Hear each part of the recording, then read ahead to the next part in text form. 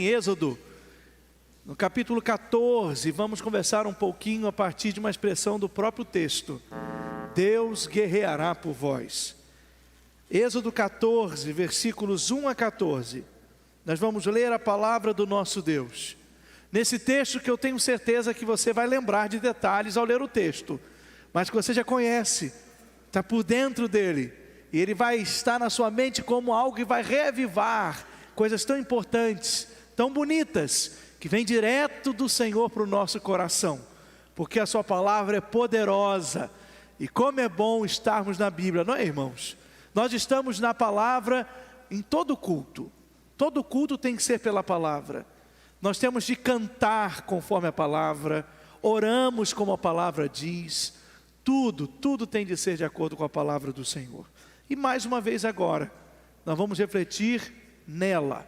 A palavra, ela tem lugar central na nossa vida, a palavra é centro da nossa reflexão. A Bíblia diz assim, irmãos queridos: o Senhor disse a Moisés: fala aos israelitas que se voltem e acampem diante de Piairote, entre Migdol e o mar, em frente de Baal-Zefon. Acampareis lá, junto ao mar.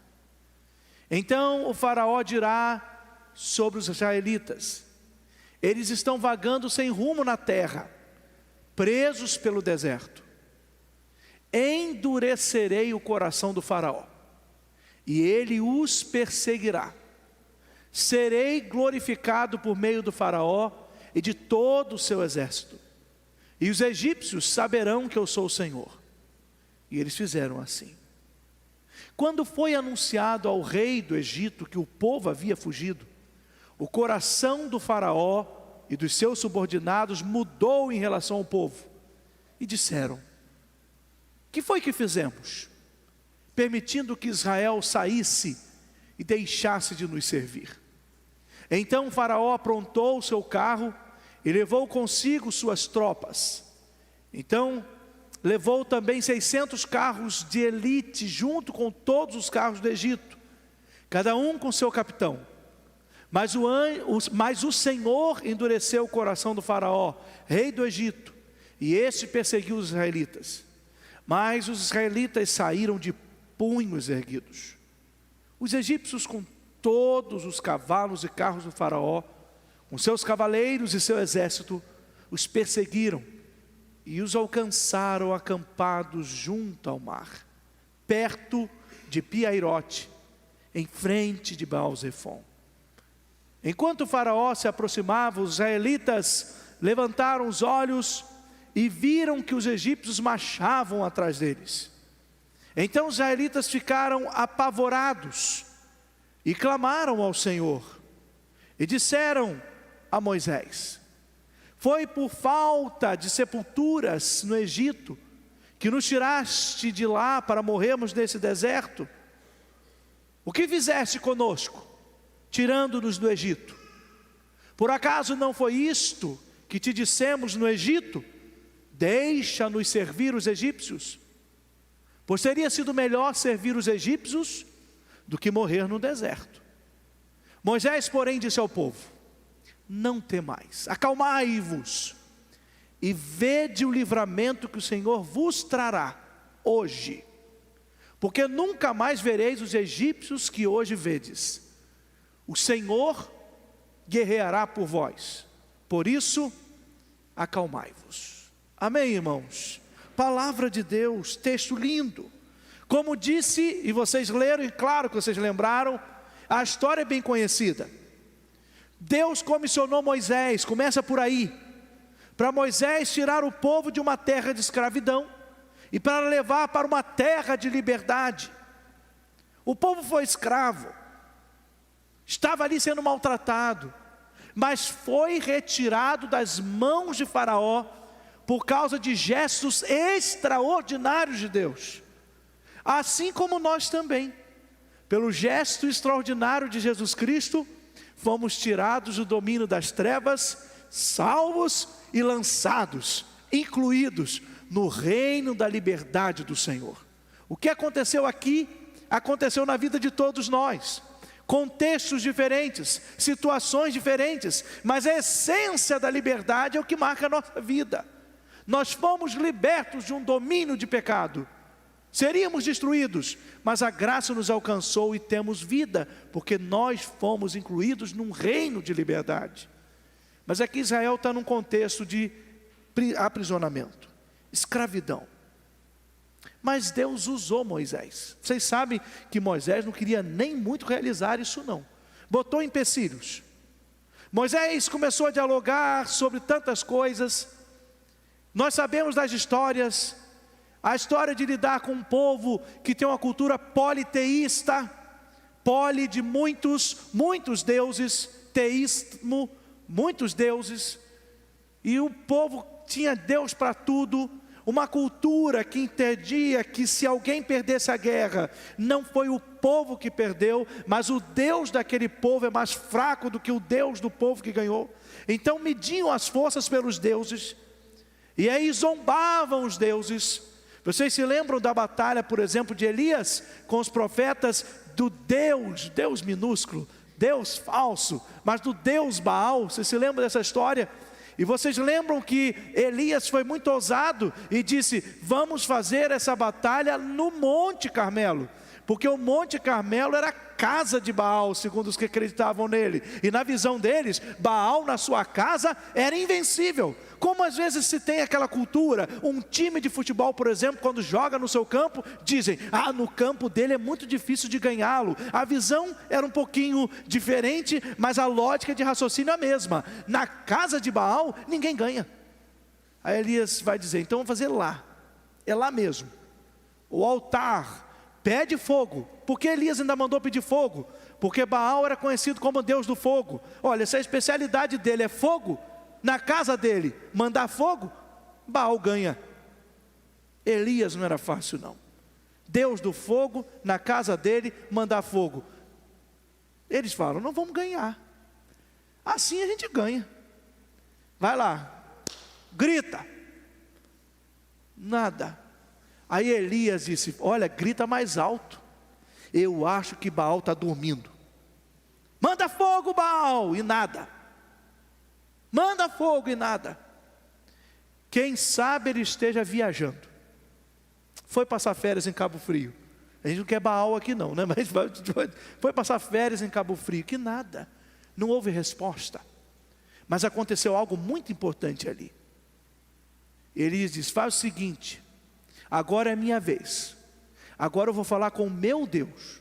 E aí por isso eles localizavam o Deus de Israel. Sempre um Deus de um povo. O Deus de Israel. Mas é fogo, não é? É. Molha o altar, joga água. Molha bem, para piorar a minha situação. Joga água, molha. E quando o Deus de Israel mandou fogo, irmãos, a Bíblia diz que lambeu o altar. Não deu nem para mastigar, foi uma lambida, acabou tudo. Qual a decisão final, qual a conclusão daqueles que estavam ali? O Deus de Israel é mais forte do que Baal.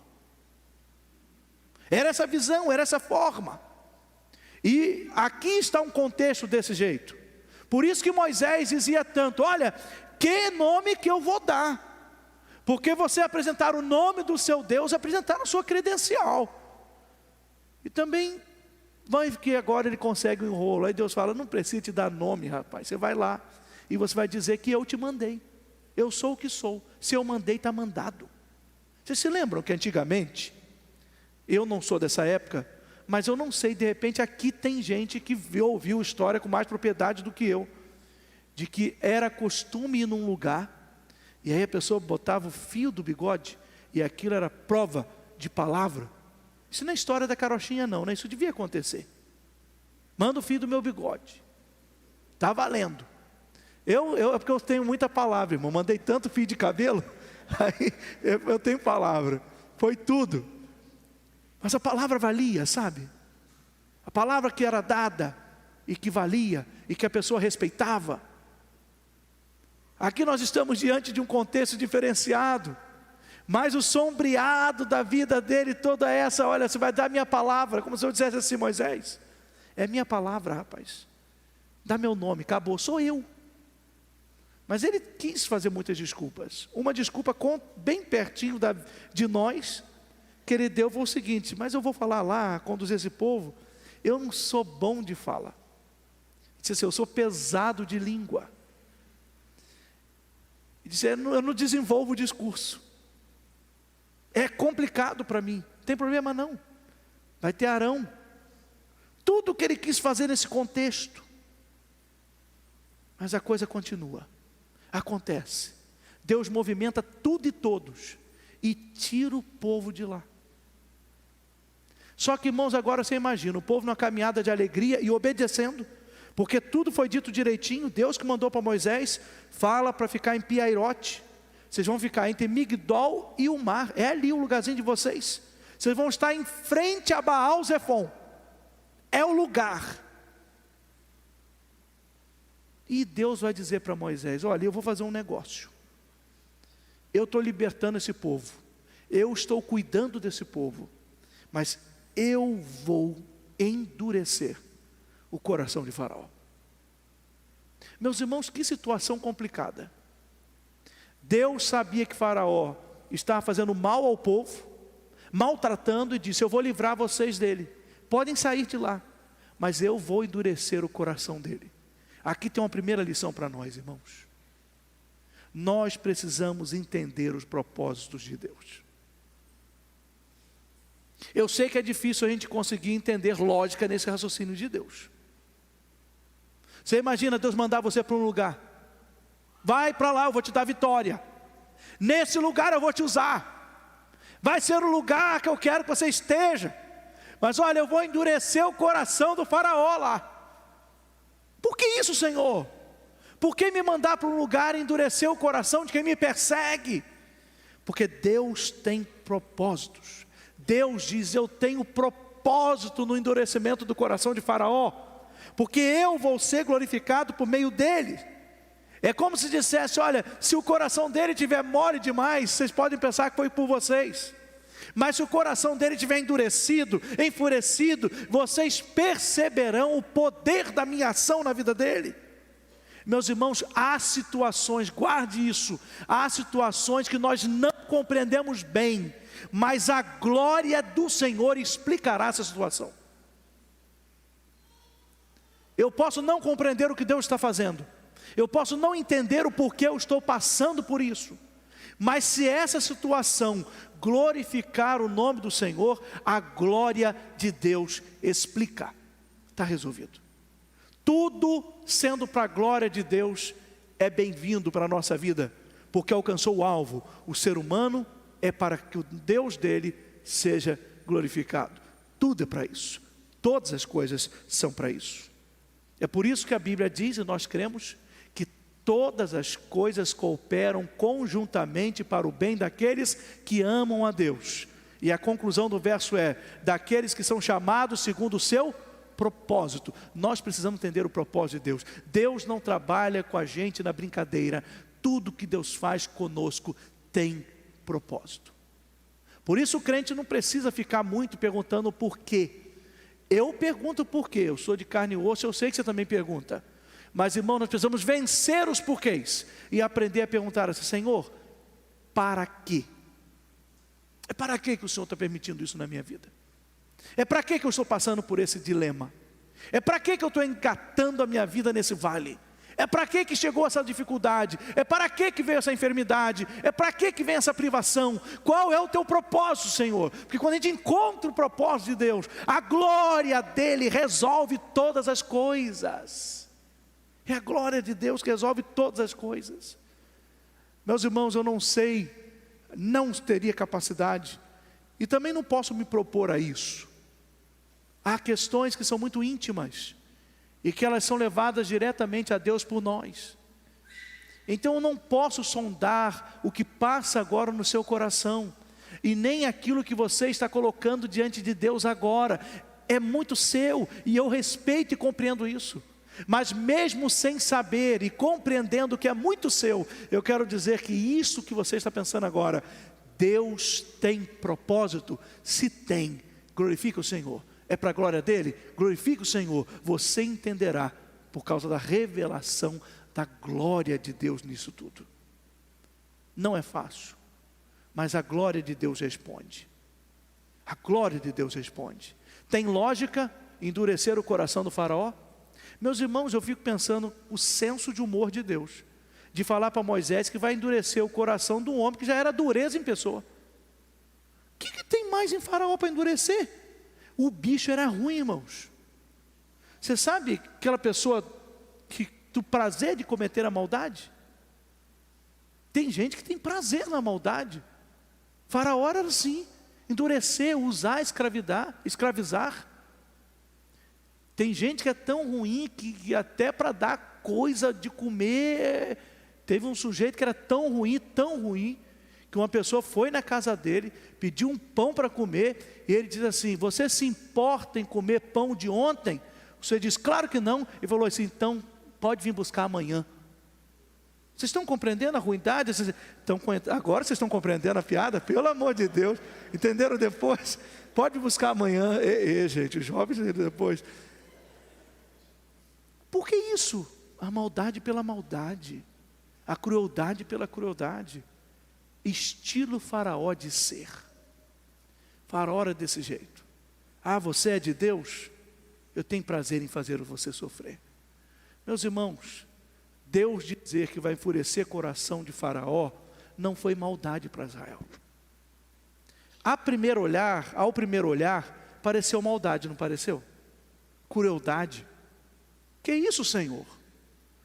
Poxa, a gente passa um culto todo dizendo que Tu és bom, tão bom, e agora a gente ouve uma mensagem e dizendo que o Senhor pegou o coração de um homem ruim e endureceu. O Senhor é ruim? Não, Deus é bom, irmãos. Deus é bom. Deus é bom. Há uma expressão da roça que diz que pelo barulho do carro se sabe o que vem dentro. Muitas pessoas foram forjadas na dificuldade. Muitas vezes a facilidade forma pessoas que não dão valor à vida, mas a dificuldade forma gente que sabe dar valor. Meu avô dizia que na época dele era muito difícil ter sapato. Meu tio diz que a primeira vez que ele usou um sapato era adolescente. Muito difícil ter sapato. Até os homens usavam um tal de tamanco. Eu não sei como é que é esse tamanco masculino. Diz que para ir para a igreja, para não gastar o sapato, pendurava o sapato no ombro, chegava na beira da igreja, lavava o pé e botava o sapato, para não gastar, porque só tinha aquele. Refrigerante só no Natal. Tinha uma irmã, já deve estar falecida, e ela era do Nordeste, e ela dizia assim, irmão Queiroz, que lá não chamava refrigerante não, que ela dizia que a mãe falava assim: se vocês se comportarem, no Natal, mamãe vai comprar gasosa. Vai ter uma gasosa aqui em casa.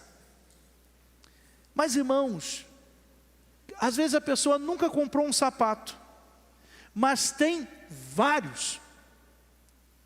Eu olho para minhas filhas, elas têm vários. Eu fico pensando, quem dá mais valor ao sapato? Minha filha ou meu avô? Que pendurava no ombro, porque não podia gastar, porque só tinha um. É claro que era meu avô, não é verdade? Minha filha, assim, a gente fala assim: filhinha, a gente dá um sapatinho novinho, irmãos, e fala assim: não vai correr ali não, porque aquilo ali os pais me entendem, né? É um acaba-sapato, né? O quintal da igreja é um acaba-sapato.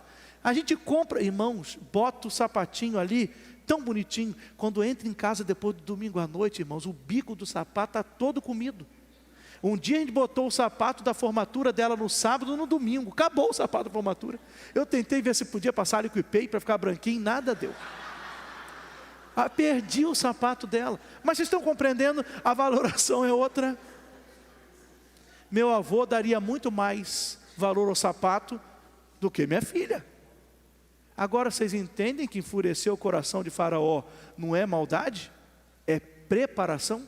Então meu irmão, minha irmã, eu sei que você pode estar falando assim: pastor, a prova está doendo. Não tinha uma música que dizia assim: a prova está doendo, Jesus, o pastor está bravo, pastor. Não fale isso não. Não, deixa eu dizer para você, porque isso é consolo. Nem sempre endurecer o coração de Faraó é maldade não. Muitas vezes a dureza do coração de Faraó é que revela a glória de Deus e faz nos valorizar o livramento que chega na nossa casa.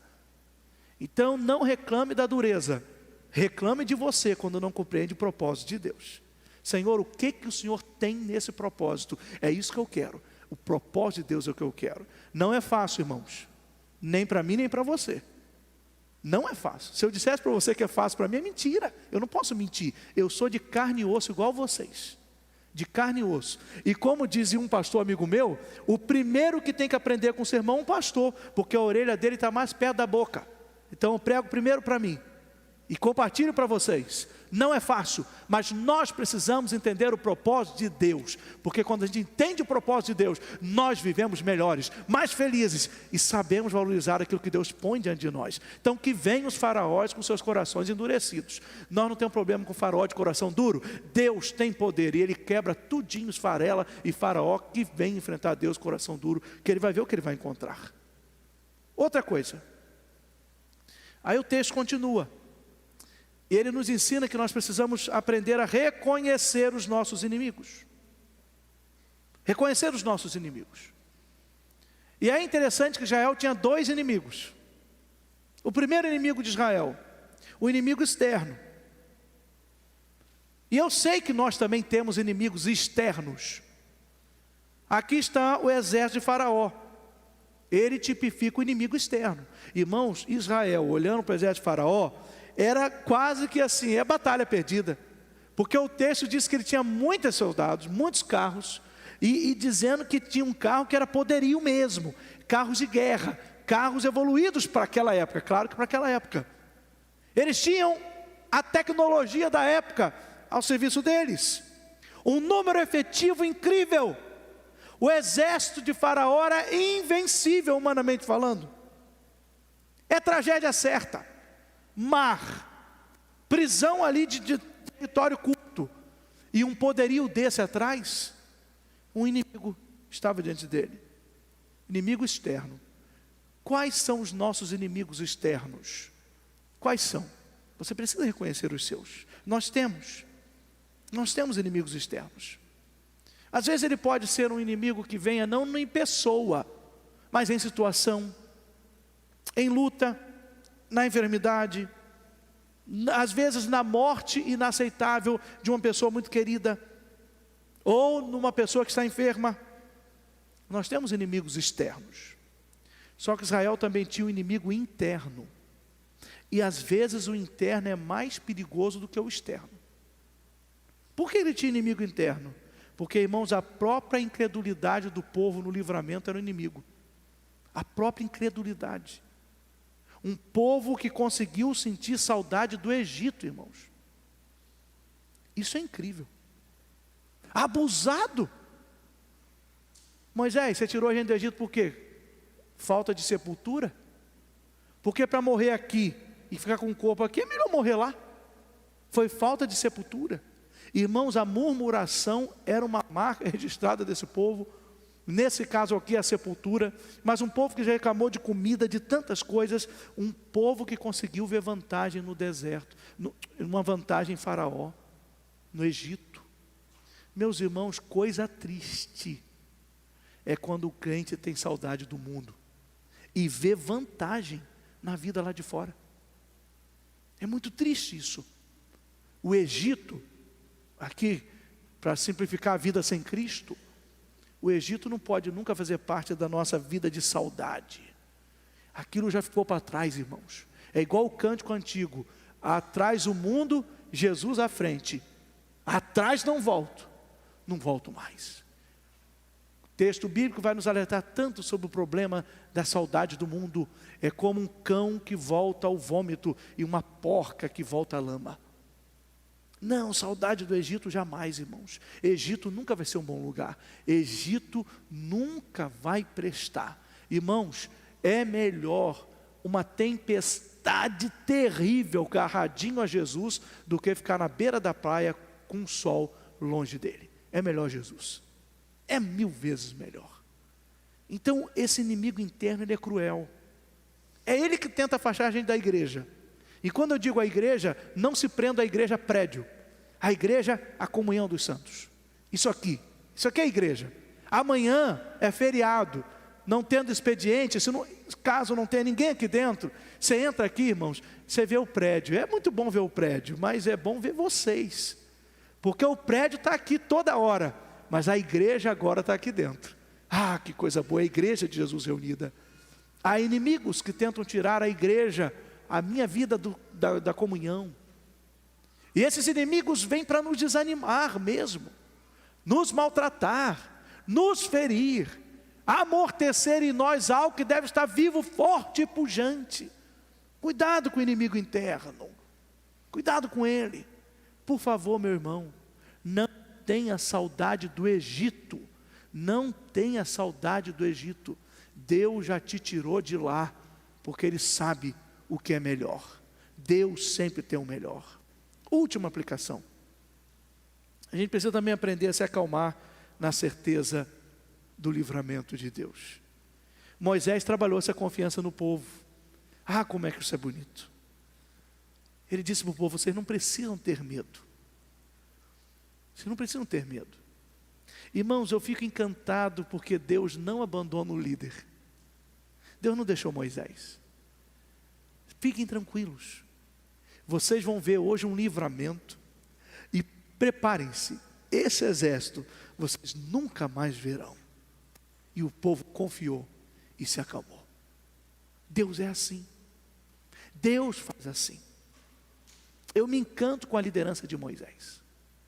Para mim, uma das lindas lideranças da Bíblia, abaixo de Jesus, é claro, mas uma das mais lindas lideranças da Bíblia, porque Moisés tomou tanta pancada desse povo, tanta pancada, tanta luta, tanta dor, que chegou no final, Deus bateu um papo com ele e falou assim: Moisés, é brabo, né? Ele disse: Senhor, é brabo. O povo está dando trabalho? Ah, Senhor, o Senhor está vendo. Vamos fazer o seguinte, Moisés, eu também entendo você, larga esse povo para lá, vamos só nós dois. Aí Moisés falou assim: não, Senhor, se for para tirar o povo, então risca meu nome do teu livro. Sem o povo eu não vou. Entende a grandeza da visão de quem se comprometeu? O povo entendeu que a boca de Moisés não estava falando qualquer coisa. Confiem, Deus vai dar um livramento. Meus irmãos, você está guerreando, você pode estar na sua luta, mas no poder que a palavra tem. Eu não tenho poder, mas a palavra é poderosa, a Bíblia não é mentirosa, e a frase do versículo 14 não ficou velha, ela é verdadeira. Moisés disse ao povo: Deus guerreará por vós. E eu quero repetir essa palavra ao seu coração, guarde no seu coração nessa noite: Deus guerreará por você. Deus vai guerrear por você. Deus não vai desistir de você, porque a palavra dele não muda. Eu sou filho do homem, sou homem, eu posso mudar, eu posso mentir, eu posso escorregar e pecar, mas Deus não. A Bíblia diz que ele não é homem para se arrepender, nem filho do homem para que minta. Se Deus disse, vai acontecer. Ele está guerreando por você. Não se viu, nem nunca se ouviu falar de um Deus como o nosso, que trabalha por aqueles que nele confiam. Está na palavra. Isaías também não falou à toa.